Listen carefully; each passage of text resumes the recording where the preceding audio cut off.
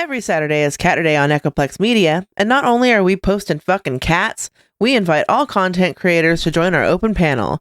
Visit echoplexmedia.com/panel to learn how to join.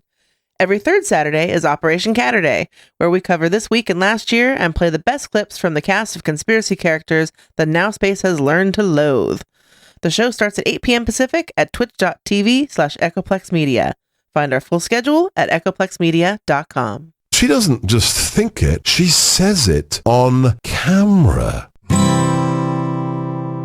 I'm white, and I've got everything I need. No one clutches their purses when they're in a room alone with me. And I can drive through any neighborhood I please at any hour, and the police don't do a thing. So if I see a penny on the ground, I leave it alone and fucking flip it. I'm a straight white male in America. I've got everything I need. I'm a guy getting paid more than a girl with a degree. And I can walk down the streets after dark, no one wants to rape me. And I can get a girl pregnant and just as easily flee. Just like my straight white male dad did to me. So if I see a penny on the ground, I leave it alone and fucking flip it. I'm a straight white male in America. I've got all the luck I need.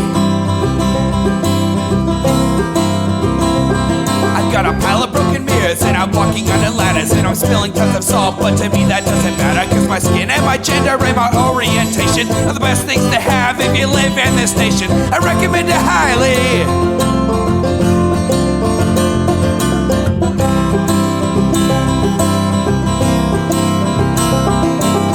If I see a penny on the ground, I leave it alone and fucking flip it. I'm a straight white male in America.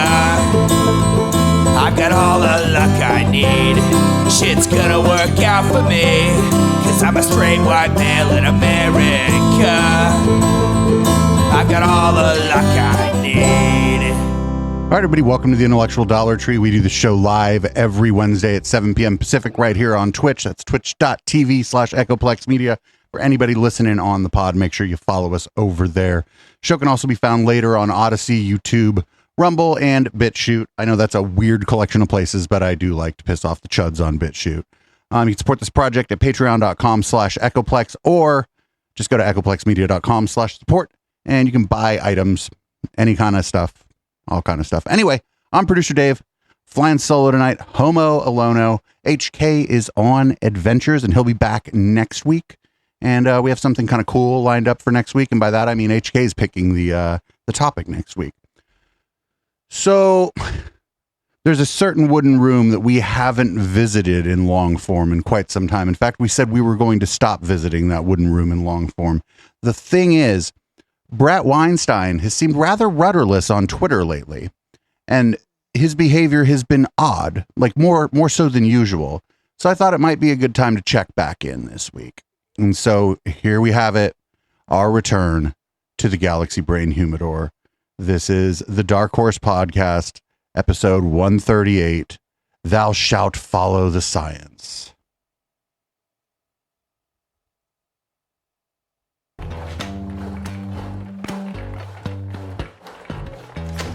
Our intro music is way cooler. Okay. Hey, folks. Welcome to the Dark Horse. What happened there? Live stream number 138. We are your Dark Horses in residence. I am Dr. Brett Weinstein. This is Dr. Heather Hying. Mm-hmm. We have suffered a technological malfunction, but have recovered splendidly, I will say. Oh, so splendid. Splendidly.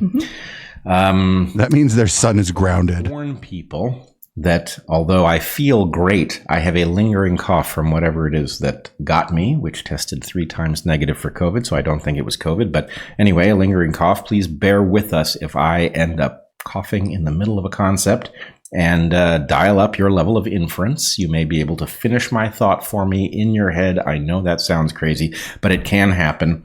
And with that, let us orient the audience to where we are headed. We are going to talk today about authoritarians and fiats and science and scientific misconduct and organizations that say that they exist to provide accurate data and not to propose policy, and yet manage to sneak in the ideology du jour into what they write and produce. And it causes a thinking person, I think, to wonder what actually is possible. Like how ideology free, how opinion free, how feelings free, if you will, can factual representation of currently understood to be true things be in 2022 when social media, Like, she's just asking, how do we think facts are facts or things is working hard to make it. Is this studio really made of wood? What's true and what's not. Are we still live, Zach? Good. Okay. Zach's grounded. Okay. All right. So you Go ahead. Damn, look at that chemistry, everybody. Look at that chemistry. Wait, no, they're not having a technical malfunction. They're fucking malfunctioning. Look at this. This isn't a technical malfunction. Okay. Go ahead. Okay. I don't know what's going on. I just have to check in. Zach, we got a lot of glitchy stuff here on our screen. Don't worry about stuff on your screen. That means nothing at all. Okay. Mom, if you knew how to use your fucking computer, maybe this would work better. So probably to the relief of some people listening right now, we're not going to be back next Saturday. We are not going to be here. There will be another podcast that Brett is doing with a guest that will be up at the same time. So that will keep you thinking, hopefully. And we will be doing a live Q&A after today's stream, if the technology allows. You can ask questions at darkhorse.submissions.com. So my usual hourly rate, if I was going to help somebody build out their studio, would be around $100 an hour. And that would be, I'd do everything. You just have to buy the computer and shit. For them, $18.50, not 18.50, but 1,850, $1,850 an hour, and plus expenses, and I will go up to Portland and I will idiot proof your fucking studio. We are live on both Odyssey and YouTube, as far as I know. The chat is live on Odyssey at the moment. We have some cool stuff for sale at darkhorsestore.org. They turned off the YouTube chat because everybody was trolling them. Like, just everybody. They were getting fucking wrecked in the YouTube chat. Find various products like Epic Tabbies and Direwolves and Jabs at Pfizer. Yes, and YouTube and other things. I always encourage you to find our book, Hunter-Gatherer's Guide to the 21st Century, and to find Natural Selections, which is my Substack, where I have weekly-ish postings on various topics that are widely dispersed in topic, but like what we talk about here on Dark Horse.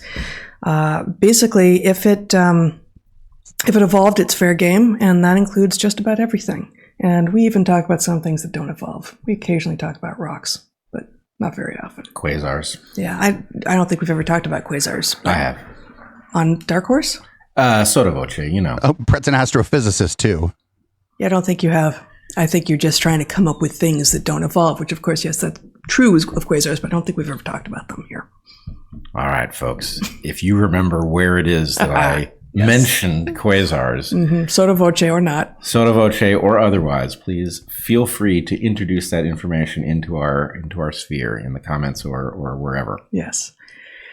Okay, so we are supported by our audience. We appreciate you subscribing to the channel. Okay, listen, Zach, what you need to do, I'll give Zach some free advice. What we need to do is get them better mic stands, put the mic a little closer to their faces, and turn the fucking gain down.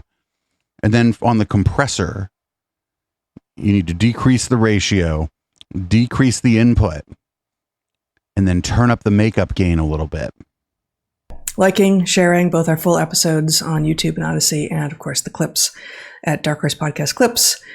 And we encourage anyone who can afford to support us, not just by sharing our work, but also by contributing to our Patreons, where within a few minutes of us finishing here today, I will set up the question asking period on my Patreon for our private monthly Q&A, which is a lot of fun. It's smaller than these chats with our live streams, and so we actually get to interact with the chat.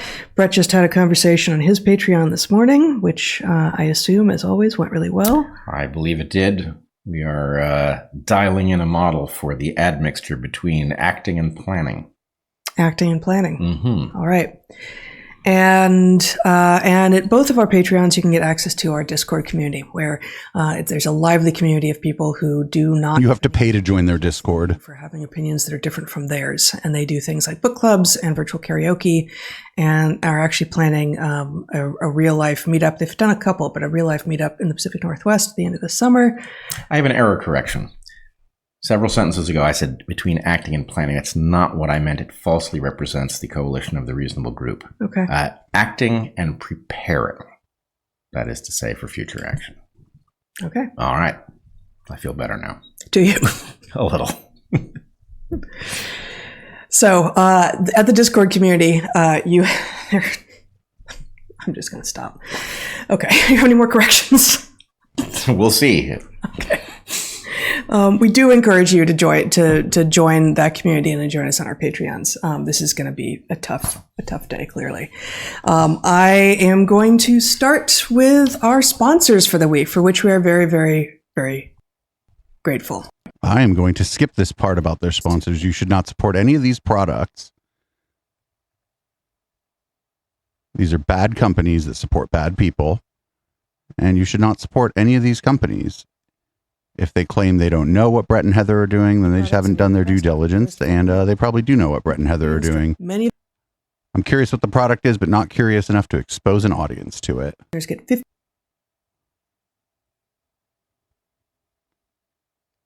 Made it his mission. People registered AIDS aimed their vote. God, this is a long fucking ad. And in a particular situation. Like, why is this ad so long? One deal. Receive.com.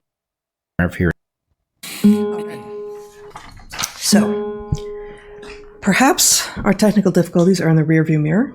That would be great. That would be great. And we are ready to discuss some of the topics of the day. It has been a strange week in the world, and wow. And also in our world. And so we have a number of things that we might want to say something about. And if this makes sense, I was thinking that you might lead us off by talking a little bit about what has happened to Salman Rushdie. Yes, what has happened to Salman Rushdie is... oh no, they're going to say it's like wokeness gone wild. They're going to say it's like woke people's fault. I think shocking to every thinking person. And at another level, it's something which has a history leading up to it of 33 years. Salman Rushdie was attacked this week prior, my understanding is, to giving a talk in New York, and he was gravely injured. I believe he is expected to survive, but might lose an eye and has serious damage, which will impact him from here on through his life. This is presumably the result of a fatwa issued 33 years ago by Ayatollah Khomeini, based on the fact that he had apparently delivered a fence to Allah in the Satanic Verses, a book of fiction that he penned. Mm-hmm. And he has lived under that threat courageously for all of those decades. And I learned in looking into that fatwa, they're going to compare themselves to Salman Rushdie. I swear to you, they're about to do that. In 2012, several $1 million that has been offered for a person who eliminates him. It was never lifted, and several of the translators of his work into other languages were attacked, and I believe a couple of them were killed. So, even translating the work is deemed worthy of, is deemed a mortal offense.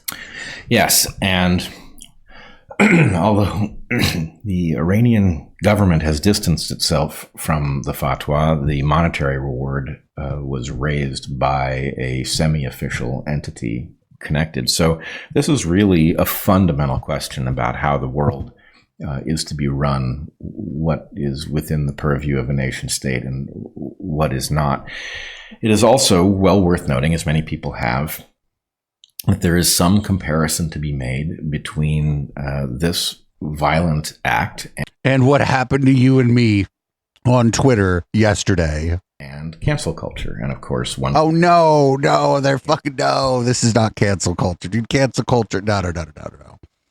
Even like the people talking, like other people talking about cancel culture are not saying that this is like the same thing as like being asked to shut the fuck up. Cancel culture, in which you are simply stigmatized and ostracized and maybe driven from your chosen profession, is certainly preferable to being attacked by a knife-wielding madman. But there is a way in which this is a difference in degree, but not in kind. No, it's a difference in kind. One is either just people dunking on you on Twitter, which is a lot of what cancel culture is like somebody says something fucking stupid and everybody dunks on them and like, I've been canceled because everybody's making fun of them. Or maybe you lose your job. Maybe you lose some, public respect that you might have had. Maybe you lose subscribers on your Patreon or whatever. But that is a different in kind to having someone stab you. That's not a difference in degree. A difference in degree would be, did they stab you once or 7 times? Or maybe did they stab you or beat you with their fists? Those would be differences in degrees. That's differences in degrees of violence. This is a difference in kind.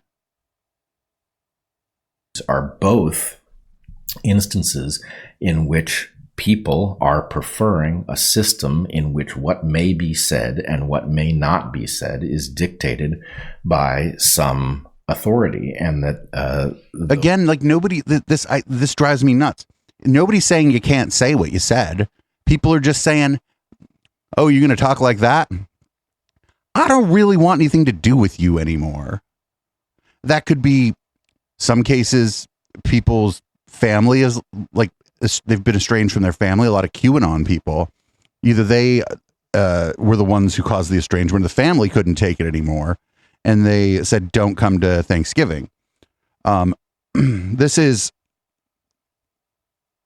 are like interpersonal relationship and professional relationship decisions. These are freedom of association decisions in a lot of cases. This is gross. What he's saying here is gross. Those limits should guide discourse and be severely punished when they are violated. And there is an alternative, of course, which is the alternative upon which the West is based, in which individuals are free to think and to say essentially anything. Now, of course. Yes, of course. But then other people are free to think and say anything in response. This shit right here, it's like a one-way street. It's like, I get to do X, Y, and Z, and you get to shut the fuck up. That's actually not freedom. That's authoritarianism. That's what the Ayatollah was doing. That's where the fatwa comes from. The fatwa comes from, I get to talk and you get to shut the fuck up. Of course, there are limits worth talking about, but in the realm of ideas, in the realm of narratives, should you be free to express anything and be challenged if what you have said is vile or dangerous, but not. Oh, to be challenged, like if someone had a popular YouTube channel and they were to invite their critics on, maybe. Oh, that's what you don't do. Do y'all remember when what the fuck did Matt Leck say to him? Matt Leck was like making fun of him on Twitter. Matt Leck is a producer of the Majority Report. And Brett Weinstein was like, oh, Sam Cedar needs to fire Matt Leck. And Sam Cedar obviously did not fire Matt Leck, because that is what part of your job at the Majority Report and part of your job here at this much smaller enterprise is to piss off people like Brett Weinstein on Twitter. It's polemics. It's all in the game, baby. But when it was pointed at him and someone kind of popular or some kind of popular entity pointed that at him, he decided he was going to do a cancel culture. So he does the same thing. Not be silenced. And of course, this is in one way counterintuitive, because everyone who believes that certain things are right, in whatever way things can be right, and other things are wrong, would of course prefer a world of the rightness flourishing and the wrongness being absent. But the problem is, as the American founders correctly realized, the truth is counterintuitive. That even though most ideas that are expressed are probably at best valueless and very frequently wrong and sometimes downright dangerous, the most dangerous thing is an environment in which you cannot express ideas that are not sanctioned, because that is a world in which there can be no progress. That is a world frozen in some state. The founders said that Congress shall enact no law like abridging the freedom of speech. I forget the exact wording of the First Amendment. The wording of the First Amendment was specifically about the government. It wasn't about people clapping back on you on Twitter or some university telling you they don't want you to give a talk or some comedy club saying, maybe not so much. It didn't say anything about that. It said Congress. And by extension, we generally understand it to also mean state governments can't do it. And local municipalities can't do it. School boards can't do it, that kind of stuff. Frozenness, really, which I think is what many people who think that free speech should go by the wayside are not recognizing. It is also the height of hubris. It is an arrogance that comes of imagining that now, finally, after however long it is that you want to keep track of in the past, finally we have arrived at a moment of perfect understanding. And whereas we can... when they do this, who the fuck thinks we've come to an era of perfect understanding? It's just it's always this such a vague notion of the people who disagree with us. The people who want free speech gone think that we've come to an era of perfect understanding. Heather, do any of these people have names so that we could check and see if they've said anything like this? People get mad at me. They're like, you're really mean sometimes to the people you're criticizing and this and that. But at least that motherfucker that I'm criticizing has a name. At least you could look up the person I'm talking about and what the fuck they said. Whereas these people, it's like, oh, just they don't like free speech. They think we have a perfect understanding. That's great, Heather. Who the fuck are they? Because it ain't me. It ain't most of your critics. And all look back on previous moments and say, oh, weren't they confused? Weren't they small-minded? Weren't they ignorant? Didn't they not know the things that we know now?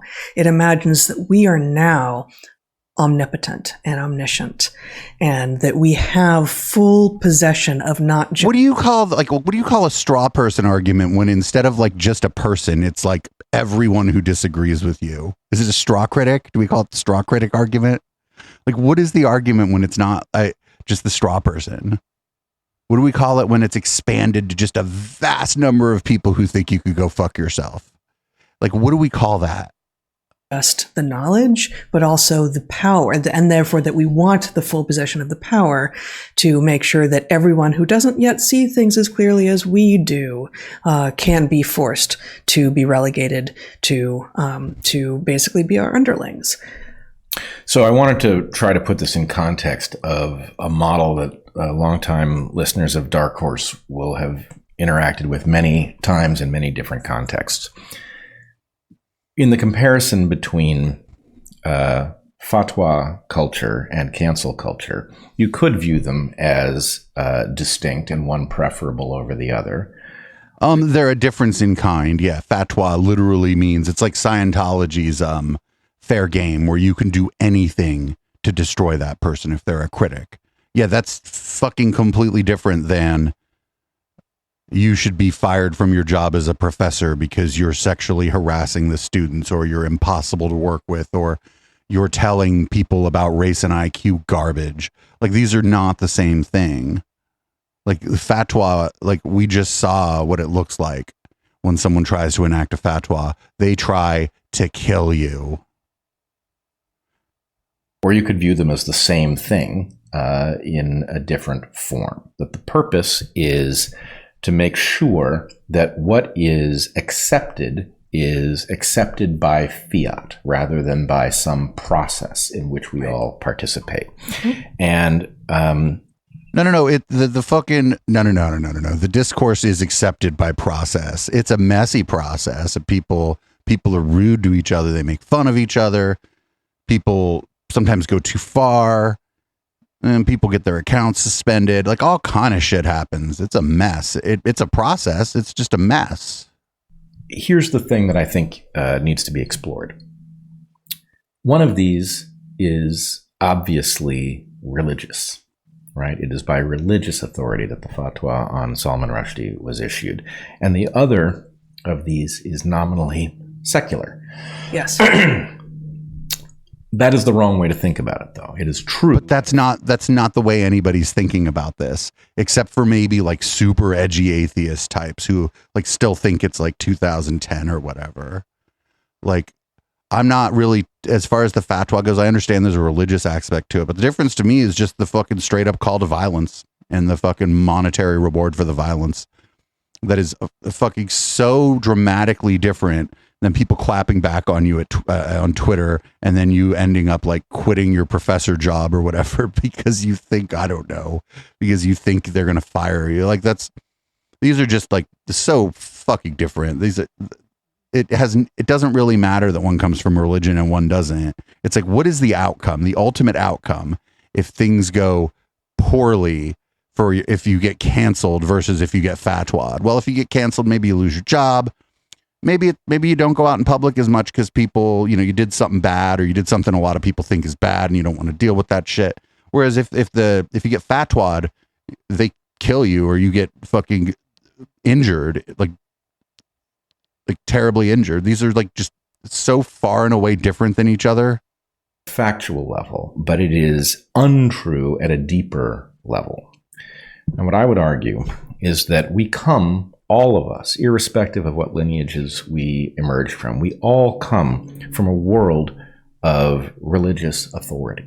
Every lineage has that feature up until some point at the least, and some of them continue to have it.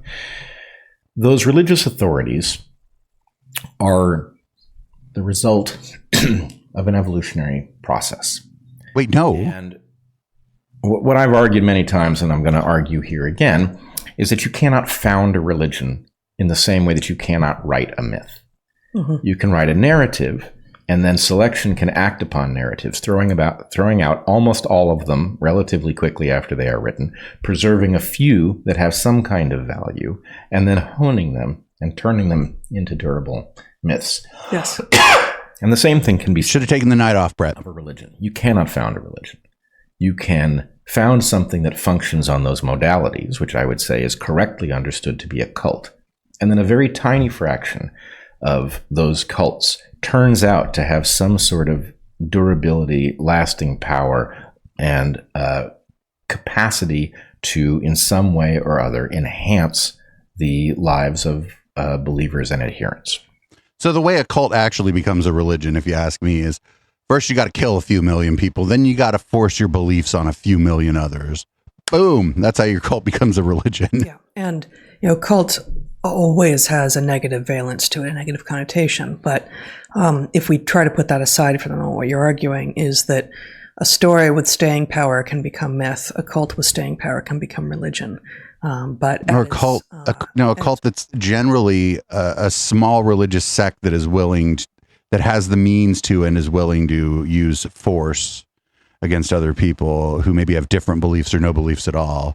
That's kind of how you become a religion historically. Origin, neither a story nor a cult has the capacity to at once at its inception call itself either myth or religion. Right. I apologize. Is Brett going to die? What I'm getting at, I agree with the point about the negative valence. I think we need to stop having a negative valence for cults and stories. And we need to stop. Oh no. Are they going to pivot to Scientology? We need to stop thinking of cults as negative. The reason we think of cults as negative is generally not because of their belief systems. It's because of their behavior. It's oftentimes a leader a strong man. It's almost always a man. And they exert control, undue influence and control on their members. That's what a cult is. The other stuff isn't really as important as what happens when you try to leave. These people either don't know anything about cults or are maybe going to pivot to Scientology. Think about them in terms of the chances that that one is a durable one are very, very low. So our skepticism of both things, right? A story can be entertaining, but what are the chances that a story is valuable? Well, if we know nothing about the content of the story, it's very low. And the same thing for a cult. What is the chance that that set of beliefs and traditions is more beneficial than it is harmful to adherents? Chances are very, very low. But all the religions of the world that have succeeded in protecting a population and facilitating its flourishing have started there, and all the myths have started as just stories as well. So yeah, but I think we need different words though, because cult does also mean something, different and specific. Heather, people who talk about cults have different words. High control, high demand group. It's like the best description of like what a cult is. We have other language for that, Heather. And there are plenty of stories that don't have the capacity to turn into myths. So I would say this is an imprecise mapping. I don't think so, but I think it does require extra precision to get there, because somebody who imbues a cult with the capacity to advise that person as if it were a religion that has withstood the test of time is making an error. So the point is that the negative... I didn't follow that. The negative connotation of the term cult comes from the fact you wouldn't say that a book that contained a description of a candidate religion was itself dangerous. It is the adherence to it. That is to say, people who ascribe it with that kind of potential... that kind of value in the present before it has stood the test of time and before it has been refined by selection in any way are making an error. They are treating something... Not to dwell on this, but the problem with the cult is the fucking behavior of the higher ups, almost always. Not always the higher ups, but the higher ups are the ones sort of driving the behavior and driving when we talk about cult-like behavior, we don't generally talk about the beliefs. We're talking about how you can't leave, how you get love bombed, like the process. It's the process of indoctrination that's the problem. And at some point during the indoctrination, now the cult has undue influence and control over you, and they're able to make unreasonable demands of you. That's the problem. These people haven't looked into anybody who studies or researches cults. They haven't even spent 5 fucking minutes looking into this. And all they have to do all day is this fucking show. With the capacity to advise that it is not yet known to have. So, that's fair. I don't think that addresses the question of how, I'm not prepared for this conversation. I'm not remembering the various technical definitions that have been proposed for what makes a thing a cult as opposed to some other small organization. And gee, if only you didn't have to work all day in the fucking coal mine or whatever it is you do during the day. Heather, what did you do all day before your show? You could spend 5 minutes to figure out, just look up a few resources on people who do cult research. This drives me crazy about their show. I think that there are characteristics of cults that are not inherently found in religion. Well, so the part that's important for the argument that I'm making is that the value of these things has never been in their factual accuracy, right? And this has tripped up secularists who look at the factual inaccuracy of many of these belief systems and imagine it to invalidate the whole project, rather than saying, actually, factual accuracy was never the point. Control generally was. Is prescriptive. How should you behave, right? And because these traditions, the ones that have withstood the test of time, I'm not arguing that any individual one is good or bad, right? There may be some that are pure bad. Probably all of them have components of both.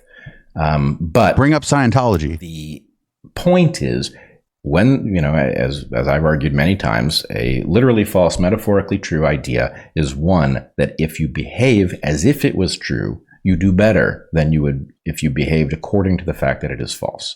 And so in this framework, you have the ability to hand down ideas that may be factually in conflict with the evidence, have people behave as if it is not in conflict with the evidence, and for some reason do better. Now, what I'm arguing is that cancel culture is doing exactly this.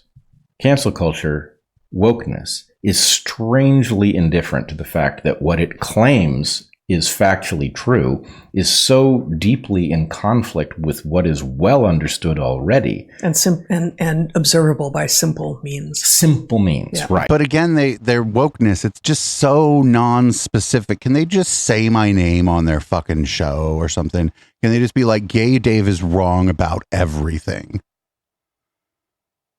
And so this, I think, again, this is tripping. We who are highly skeptical of the woke revolution are in some ways tripped up the way scientific secularists are tripped up by. No. You're tripped up mostly by your bigotries and your refusal to like grapple with them. The Earth is 6,000 years old, Mm-hmm. right?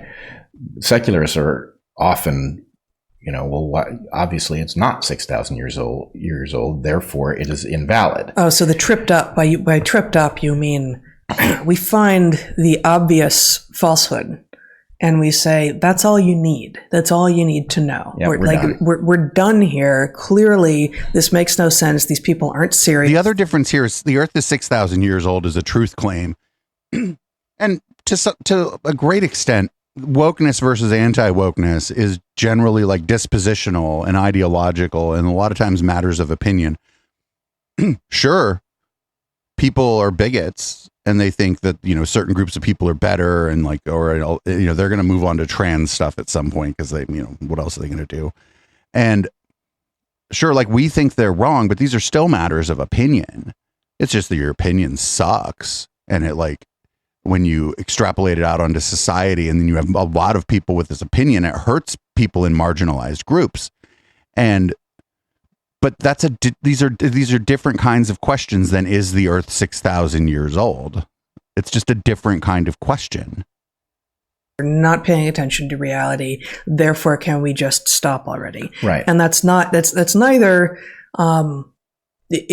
It has been often discussed that is actually not the right way to dissuade people who believe a thing with rationality and logic in the face of a firmly held belief. But I think you're coming at it from a slightly different perspective. You're saying this is ineffective in understanding what it is because we're stopping too soon in our analysis of it. Right. We are like people who want to drag a geologist to a creationist and say, show them the strata. Right. Show them the strata. Show them just how long lived the thing is. And then they'll understand that thing they believe in is wrong. And the point is factual accuracy about the nature of the dirt was never the point, right? Where the universe came from was never the point. Where people came from was never the point. The point was. Well, the thing is, okay, the age of the dirt is something we can determine. We have methods by which to do that. Where the universe came from, fuck no, we don't have methods to determine that. We don't have methods to determine how life started on Earth. Maybe one day we will. That'd be interesting. I can't wait. Probably not in my lifetime. Right? Because these things happened so fucking long ago. How should you behave? Right. Now, the dangerous thing here, and the thing I want to distinguish, right? Obviously, if I have to pick between fatwas and stabbings and being maligned on Wikipedia. He's like, those are actually the same. Obviously, I prefer the latter, right? However, have they been maligned on Wikipedia? The ancient version, is at least about something. Now, again, I'm not defending anything about it. It is absolutely vile that somebody stabbed Salman Rushdie. You're trying to explain it the same way you have tried to explain the Nazis. Well, yes. Oh, did we miss Brett trying to explain the Nazis? See, this is what happens when we abandon ship on people. We missed Brett trying to explain the Nazis. I bet it was almost as good as Jordan Peterson trying to explain the Nazis. There is something, the fact that cancel culture has some analogy in the sense that it wants to fiat belief, that it wants to fiat beliefs that are in conflict with factual evidence and is completely indifferent to the comparison between the two, is about the fact that this is some sort of brand new cult, right? It has two things going against it. One of them is it wants perfectly dangerous, insane things, and it is in no way tested by any process, right? So the point is, it's like somebody came up with this bullshit and now wants to hand it down with the authority of God. And the point is, the authority of God is not about a deity. The authority of God is about the test of time. And no time has passed here, right? Wait, what? So what we're watching is... Wait, no. As society changes, like once the change happens or once you see the change emerging, not a lot of time has passed since the change happened because you're living through it, Brett. Like, come on. Like, this is so fucking mind-expandingly stupid. He's like, no, society changes. Not a lot of time has passed. It's like, no fucking shit, dude. Yeah. That's why we're saying that the times are a-changing. I got a whole song about it in the 60s. A cult of some kind of power structure that wants the right to alter the most fundamental things about civilization on the basis of beliefs that are completely wrong, but it hasn't even demonstrated that it knows anything that would allow it to last a decade. But which beliefs and who's espousing them? Like, come on. It's all so vague. It's so frustrating. If like I was interviewing somebody and they were talking like this, even if I thought they were smart and I was planning on having like, a cordial interview because I thought they had like a deep knowledge base about something or other, I'd be remiss if I didn't challenge them on this stuff, because I'd be like, hey, I don't know what you're talking about. And he just does this. He just does this. It's just so fucking vague. Like, who is he talking about? What ideas haven't stood the test of time? And if your ideas have to stand the test of time, then why should we even have any new ones? Right? Nothing at all. This is actually highly relevant to one of the things I wanted to talk about, which I could insert here, or I could hold off. It's your call. Let me just insert. She's like, I'm going to say something crazy. Should I do it now or 5 minutes from now? One of the things that I was hoping to talk about. It's going to feel very not in keeping, but I know that you're going to be able to return to this. Yep. I ran into this story this week, Zach. What is the tampon tax? 28 states do not charge sales tax on menstrual products. This is on a site called usafacts.org, which is a site I had never heard of before, which if you look, we're going to try I'm going to try to use my computer here. Look at what they say they believe. Principles. USA Facts believes that facts deserve to be heard. Democracy is only successful when it's grounded in truth. We're here to provide that grounding with trusted. Oh, I bet this is some third way bullshit. I bet I would hate that website. And we standardize data straight from government agencies and present in plain language with helpful visualization so you can understand the history of programs and policies. Okay, and they say a number of things here about being comprehensive, understandable, factual and unbiased, contextual. I don't know about people-centric. I don't know what they are claiming there, but why don't you read what it says under there? Your stream kind of went a little Nintendo 64 on us here, so we can't read it. Why don't you read what it says under people-centric? Maybe you get an idea. It's only a sentence or two, Heather. I know you don't do research before your show, but it's started by a former CEO of Microsoft, current owner of the LA Clippers. I don't know why that's relevant, but you always see those. Oh, it's Steve Ballmer. To this guy. Is it Steve Ballmer? Oops, I lost the. Oops. So take away my screen for a second, Zach. Thank you. So the original article here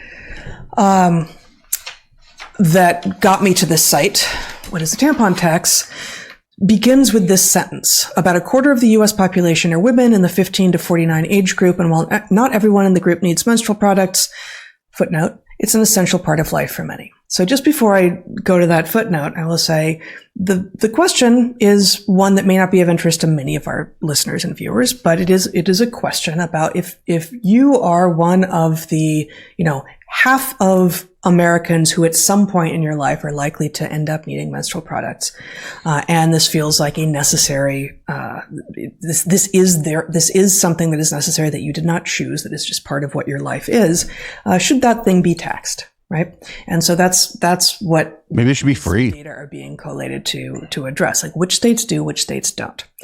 But this footnote, not everyone in the group needs menstrual products. The group, again, being women in the 15 to 49 age group. Footnote 1, well, it turns out these people don't know how to write footnotes because footnote 1 is irrelevant, but it's actually footnote 3 that they mean here.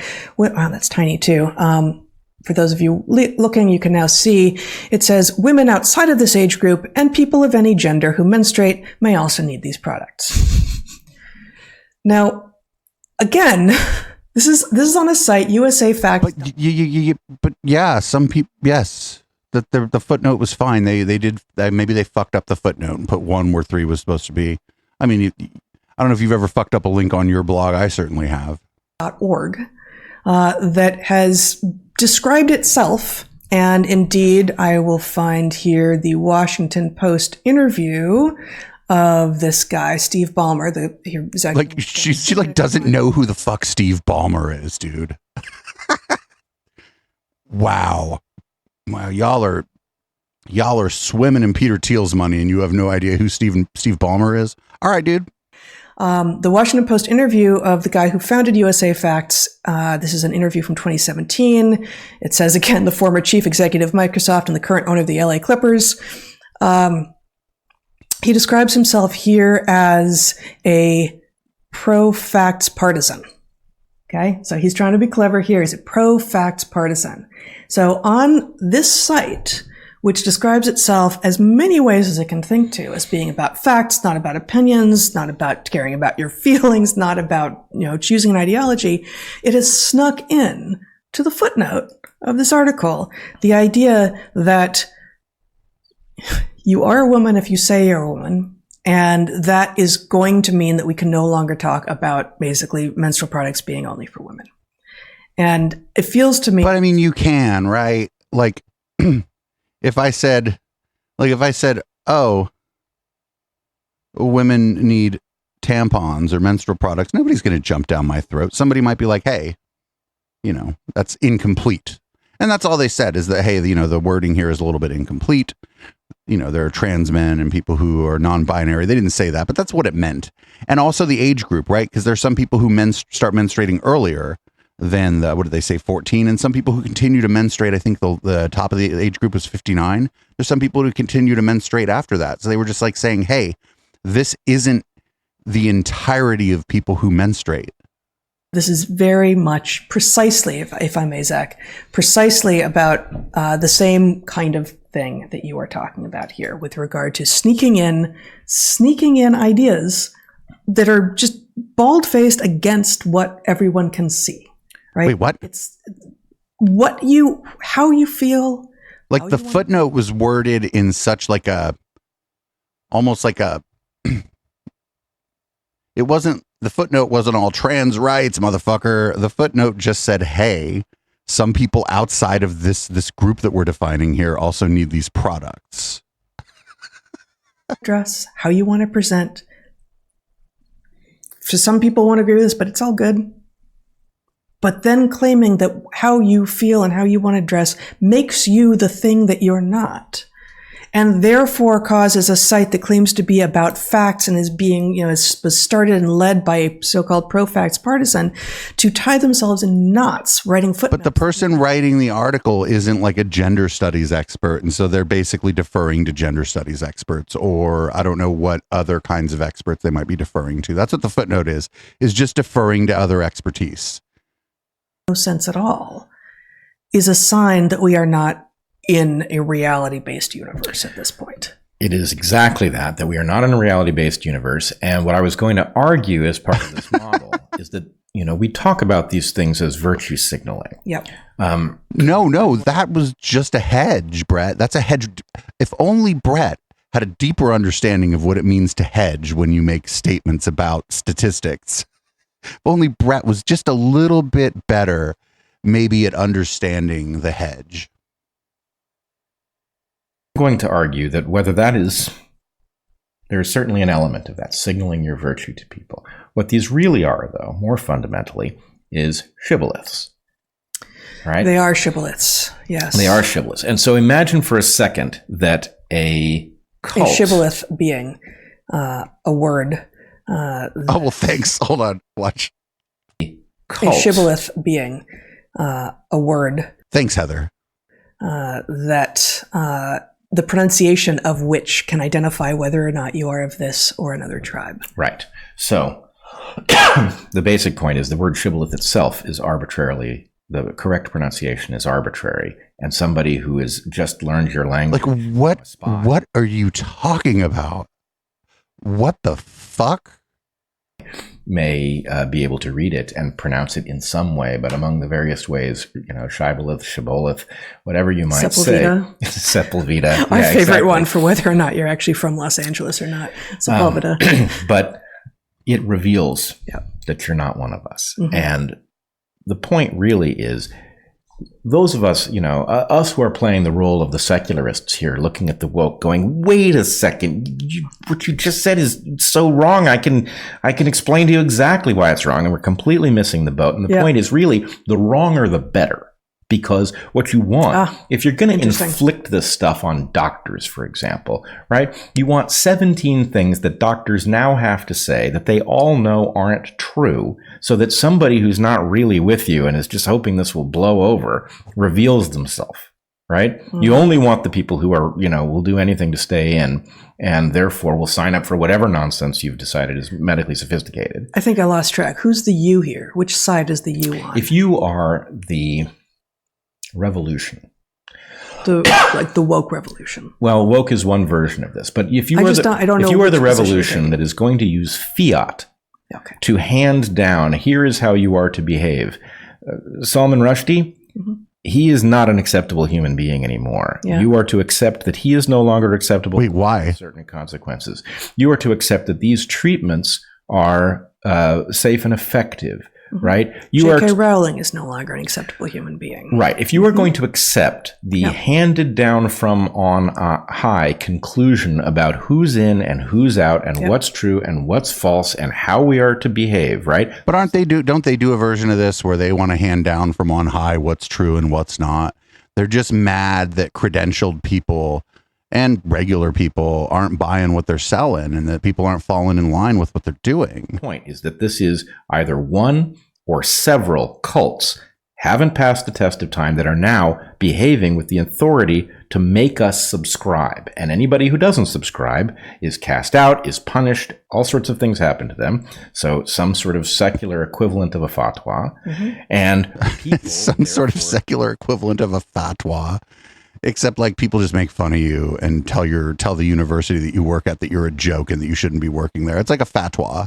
Who don't get cast out increasingly are accumulating beliefs at odds with the basic facts of reality, right? How can that be, right? Well, this is how that can be. And I would argue that in one sense, the secularists are again, in some ways, at fault here, because what's happened is it's this phenomenon, apparently various people have said this, the religion-shaped hole.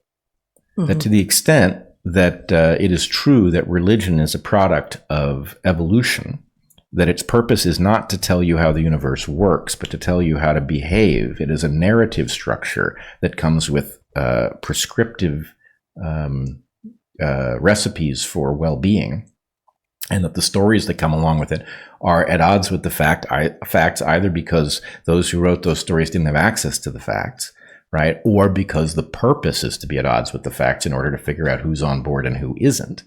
So what we are dealing with is a bunch of cults that are using an architecture built into the human mind, right? The desire to have somebody tell me how it is that I should behave in a confusing world. And if that somebody is an ancient tradition that has passed the test of time, then there will be at least some wisdom in the prescriptions of how to behave, not in the facts as they are described, but in the what you're supposed to do. The thou shalt and thou shalt nots will carry wisdom. That is not the case for some brand new cult that is handing down pseudo wisdom and nonsense stories by fiat, backed by threat. Right? That's where we are. But the threat is like that you're going to get dunked on, or that people are going to say that you shouldn't be teaching students, or people are going to say that you shouldn't be the CEO, like a public official for a company or a public official for the government. Like this is nothing like a fatwa. I can't believe that they're still on this. Well, it's not inherently the case. So your point is, if it's ancient and it has persisted, there is very likely to be some wisdom there. If it is modern and therefore it has not stood any test of time, that is all we know. It has not stood a test of time, and therefore the near certainty that there is some wisdom therein is much lower. Well, I'm going to go a step further, and I realize you are correctly repeating back an argument that I just made a few minutes ago, that we have to be indifferent as to whether or not it will stand the test of time. In the case of the modern cults, I don't think we do. These particular active cults that are using this religious modality to feed us prescriptions by fiat power, because there is science, and we are able to look at the things that we have been told about what we must do, and we are able to evaluate the question of whether or not they did function to our benefit, right? So, for example, the question of vaccine safety and effectiveness, which here we go. Yeah, these vaccines are safe and effective, right? Follow the science. That's what we were told. Now, we can see that story coming apart. And so the fact that we have been handed something that caused people to harm themselves or to take risks that they didn't need to take. Why were children vaccinated with these things? If they stood effectively a healthy child stood effectively no risk from COVID, why would they accept a treatment that would expose them to significant risk? So in this case, what we have is an early ability. The test of time has already proven these things false, I guess is what I'm in some saying. cases. I mean, I think. But wait, when the vaccines came out, weren't they the ones saying like immediately that they were bad, and weren't their ideas new and novel and hadn't stood the test of time?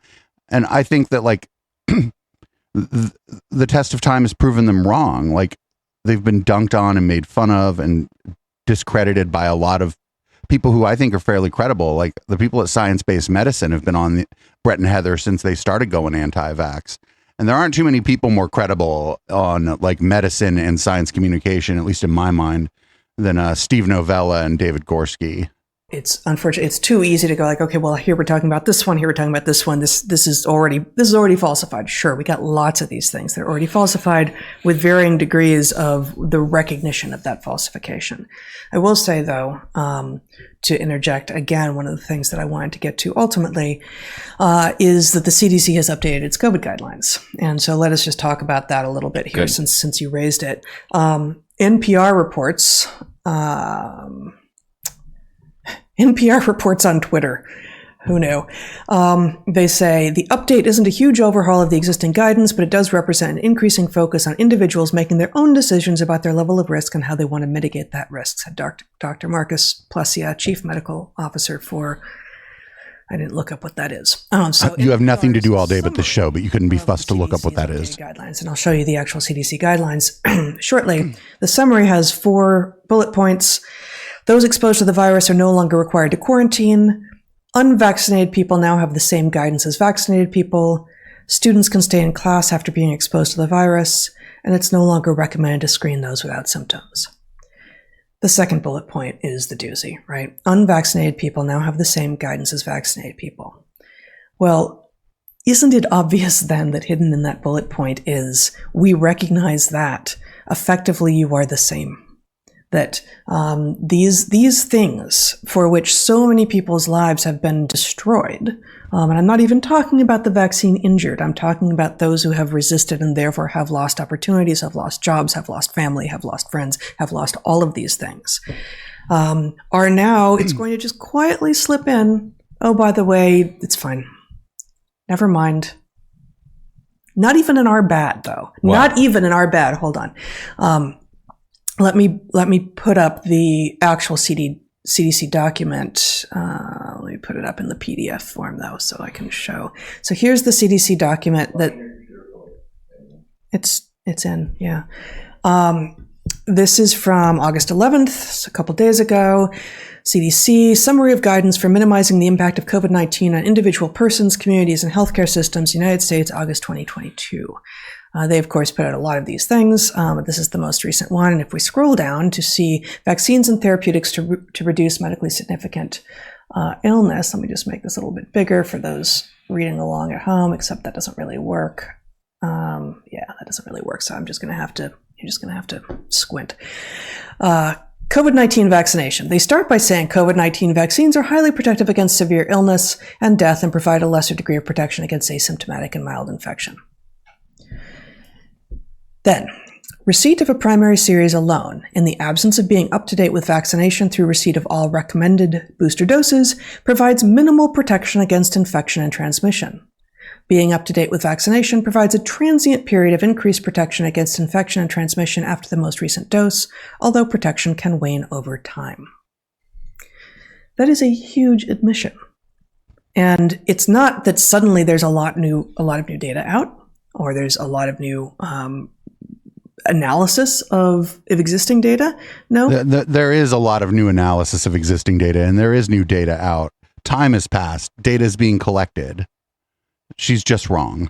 These are things that we have known, and I don't know what prompted this report now, but what we are seeing is we the CDC are going to put out a report that allows those organizations who have been listening to us as if we are the law, which they are not, to start treating the unvaccinated like full people again. While acknowledging what the fuck is she talking about? What do they say? Provide minimal protection and provide a transient period of increased protection. Yeah. They don't they provide some protection against getting infected, some protection against spreading it. But what the vaccine does is makes it so you don't get incredibly sick and so you don't end up in the hospital. That's what the vaccine does. Which wanes over time. So I agree with the interpretation that you put on it. This is a tacit admission. Yes. Right?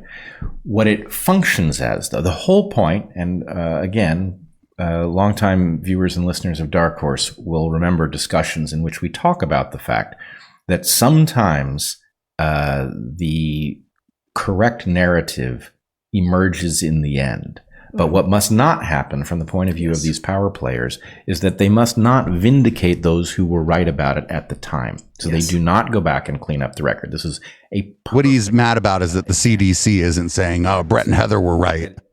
What they are doing, maybe Catholics will bristle at this, but, again, this is not an attack on Catholics. What they are doing, though, is effectively doing this by encyclical. Right?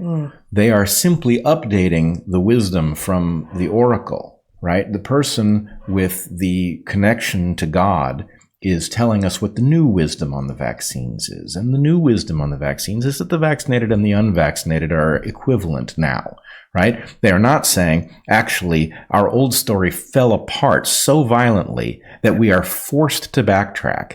And you, by the way, probably ought to figure out who was right about that in the first place and start listening to them because they had us beat. But they weren't saying what they just talked about the CDC saying. That wasn't what they were saying and what they were being criticized for. What the CDC said there is something that I've been saying, and that I've been saying it because I've been fucking getting it from good sources like science-based medicine, is that it is not the vaccine will not prevent you from getting COVID. That people should still wear masks. Especially at the store where there's going to be people who are, vulnerable, but that the vaccine, you should get it because there is some reduced risk of you catching COVID, some reduced risk of you spreading COVID if you do catch it. And then if you get COVID, you're way less likely to get hella sick. That's not what Brett and Heather were saying.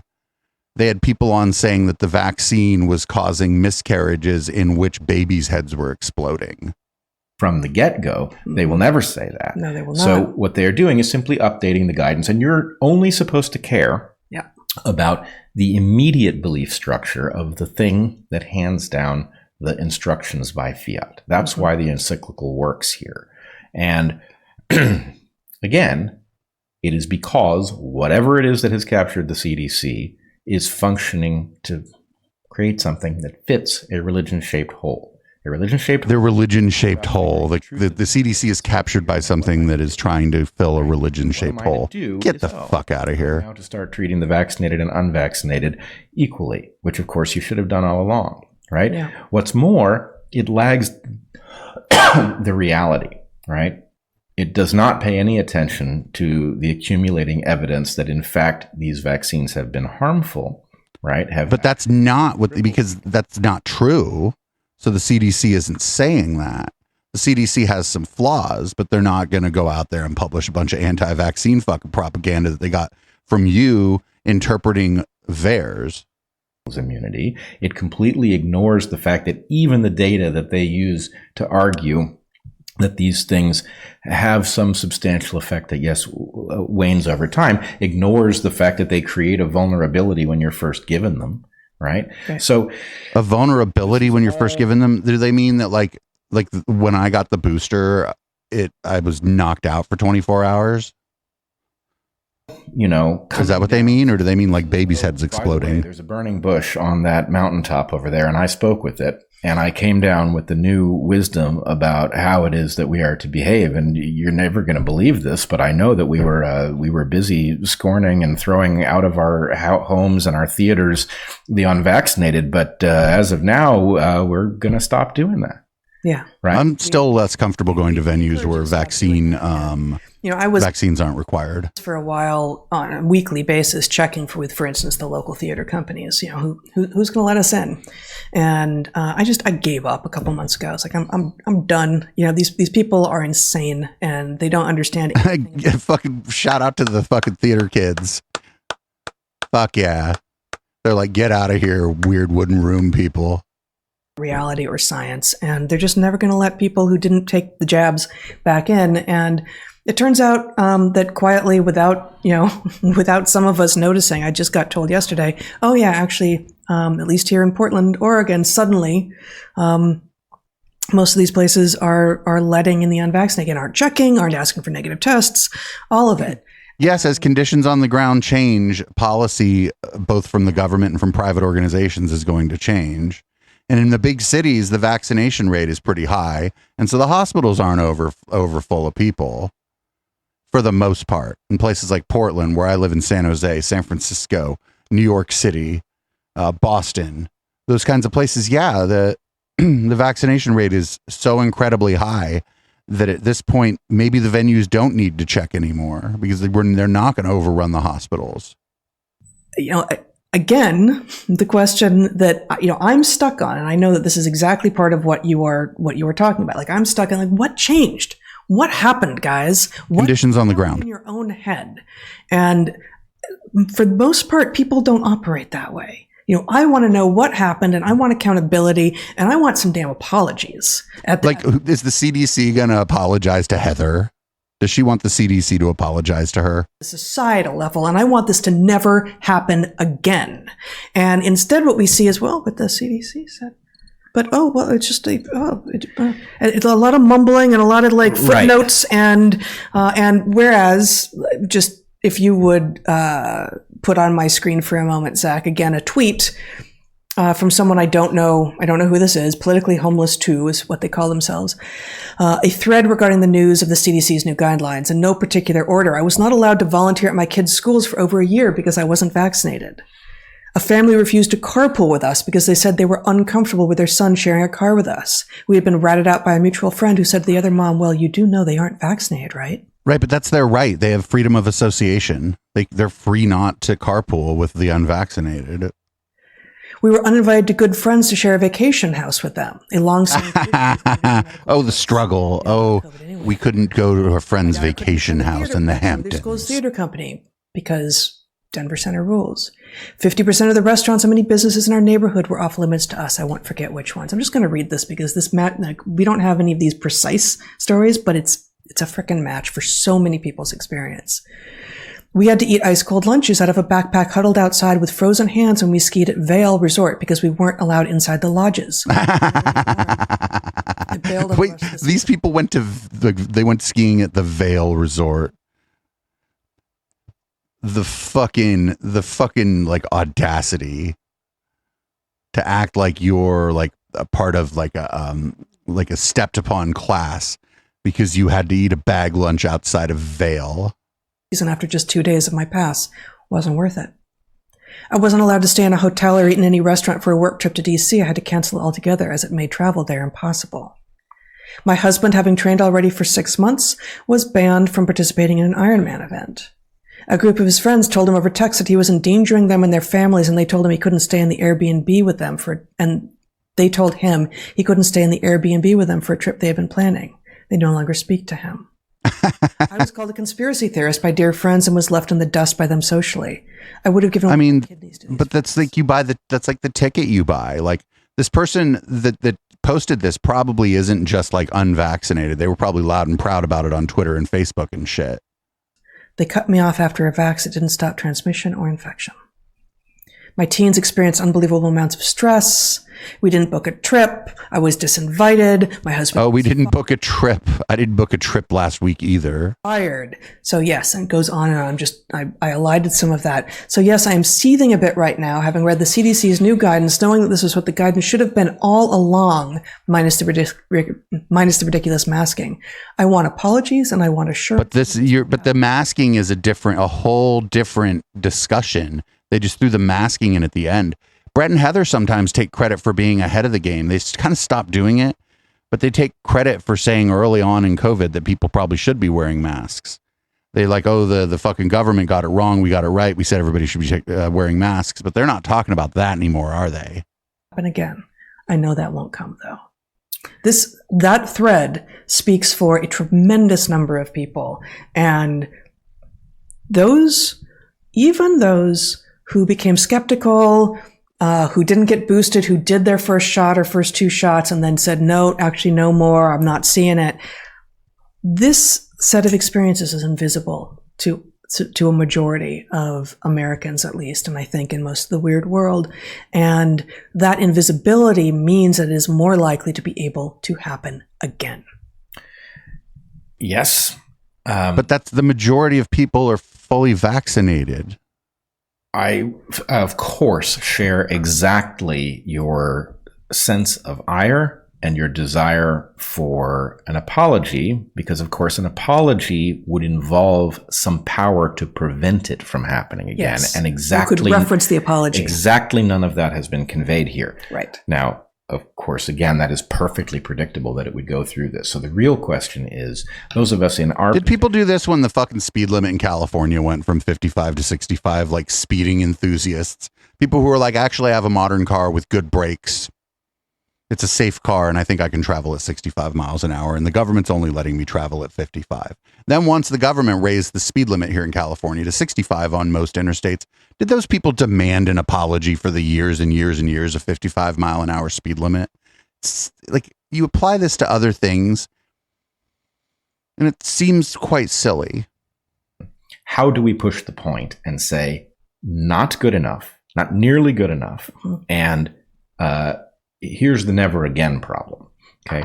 We had a system in which reality was arrived at through processes, journalistic processes, dialectic processes, scientific processes. That's how Western civilization works. They bypassed the entire thing. They decapitated it, and they handed us down directly as if they had gone up a mountain and talked to a fucking burning bush. They handed us... Ooh, Brett's on one. Brett's ranting. You know, as if from God. He's on fire. You are to believe and to act upon. They were wrong. They did tremendous harm, and they brutally punished those of us who stood up and said, you couldn't possibly know what you're saying. The mechanisms to know do not exist. You are lying if you are claiming to know these things because you couldn't. Even if your conclusions had been accurate, You are lying in claiming that you can know these things when they claimed to know them because they couldn't possibly have known them at the time. And I love the metaphor of decapitation here, because then what they did is they took the head, no longer attached to the system of science, to the dialectic, to the process by which we actually come to understand truth. And they stuck it on a stick and they put it in front of us and had it jaw off at us. And Wait, a what? lot of people believed it. Said, okay, that talking head. Wait, what? She doesn't just think it, she says it on camera. Must represent science and truth and reality and democracy. It must. Well, and they also they used a childish, cartoonish mechanism built into the minds of many people to trigger this. I mean, remember how Anthony Fauci became Anthony Fauci to all of us in the public who didn't know who he was, right? He was the guy who had his head in his hands next to Trump, listening to, Trump be unscientific at the podium. Yeah. Now it happens, Trump got some stuff right and he got some stuff wrong. But the fact is, Anthony Fauci was visually, in the minds of people, the mental alternative to Trump, which is why he was imbued with effectively a divine sense of truth about him. But like, who did this? Which has... Well, no, and it was also, as it turns out, as you just said, Trump got some stuff right and he got some stuff wrong. As Which things did he get right and which things did he get wrong, Heather? COVID was emerging in that spring of 2020, and Trump was being his usual blustering, off the cuff, pain in the ass, bombast. It was really easy to think, oh my God, if only we had someone who knew what they were doing. And you could see some of the stuff that he was just getting wrong. And some of the stuff's like, no, don't, could you not, right? And so to have someone who appeared to have, the imprimatur of science and of history and of sobriety and of, just he was there on his own recognizance and he knew what he was doing. On his own recognizance, he was there because it was his job, Heather. That sort of faceplant. He was an employment. He was employee of the administrative branch, Heather. Antidote. And because it was easy for many people to think, if not for Trump, we'd have this thing kicked.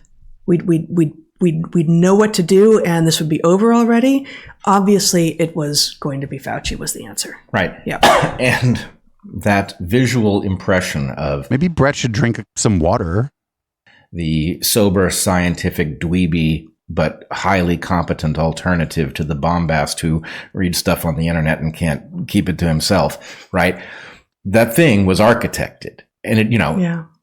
just Architected? so happens that the sober alternative happened to be a guy, one of a tiny number of people central to the process of bypassing the gain of function research ban and offshoring the work to the very lab that likely released this thing, right? It's almost beyond, it's so preposterous, it's almost beyond plausible. No, you would have taken a few of those characteristics out of the screenplay because it would have been beyond. It's too much. It's too cartoonish. It's too much. But, I mean, actually, can we play the video of Anthony Fauci? We're watching a video of Anthony Fauci earlier this week at the Fred Hutchinson Cancer Center in Seattle, speaking kind of off the cuff. It's interesting.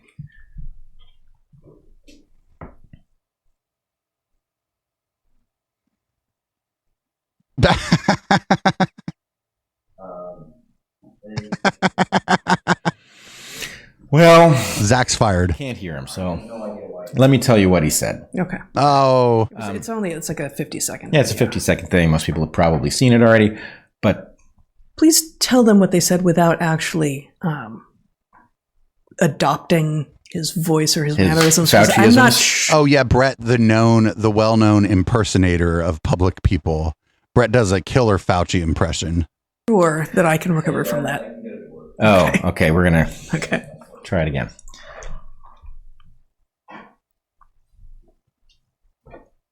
It's in the middle. What? Oh, it's still not working. Okay. All right, skip it. Sorry about that. Anthony Fauci, and I will not imitate him for marital reasons. for marital reasons, because I don't know if what he's got is contagious. But anyway, Just would never be able to look at you the same way. what he effectively says with obvious glee, delight, pride, all of the, I don't know how many sins are involved, but I don't think there's any gluttony. I'm sure there is. But anyway. Trim.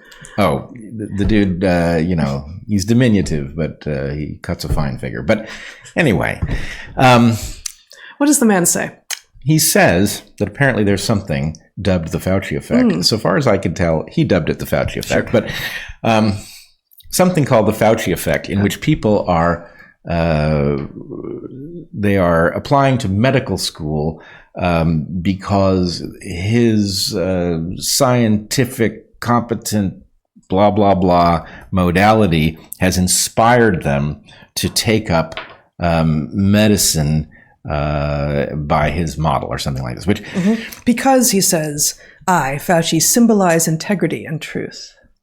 not to me, he doesn't. Well, I know. just looked up the little. But like, they didn't play the clip. We don't know what he said, and we also don't know what his tone was, right? Because I could be like, hey, there's a Gay Dave effect where everybody's a streamer now, and just the way I said that, that I don't fucking believe that, right? That it's like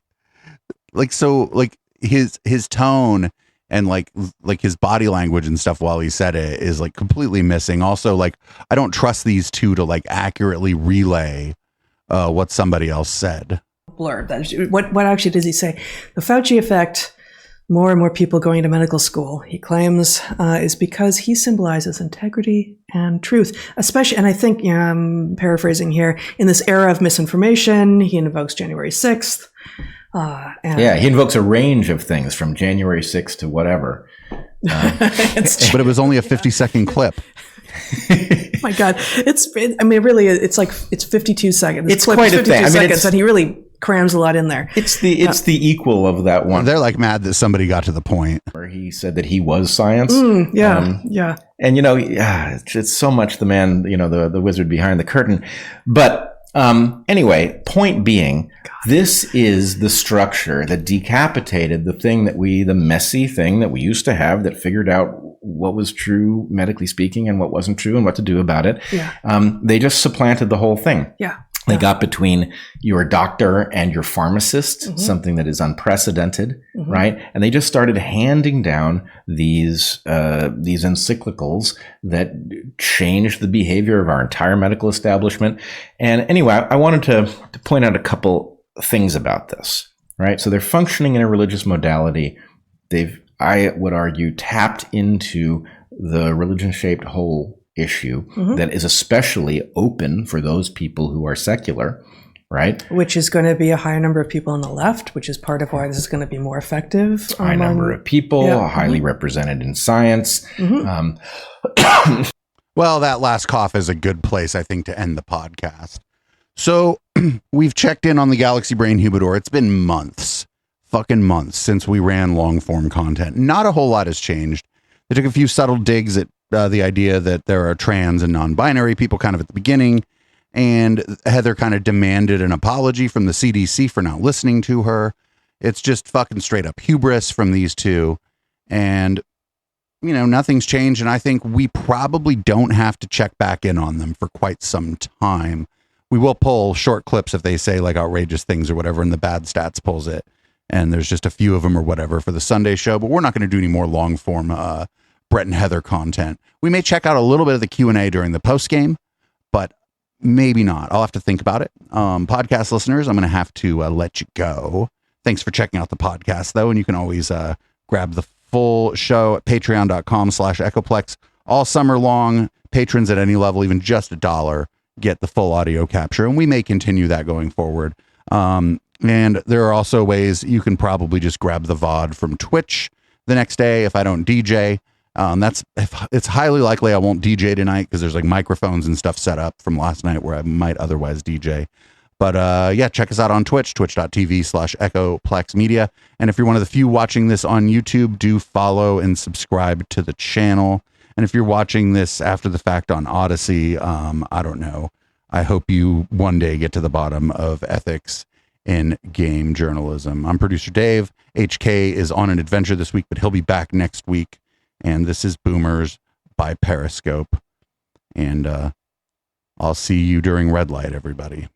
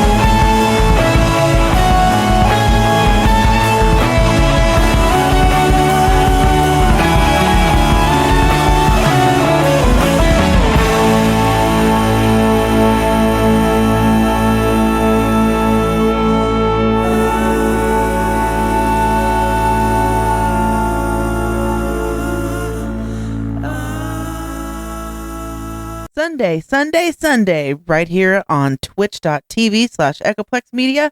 It's the Plex.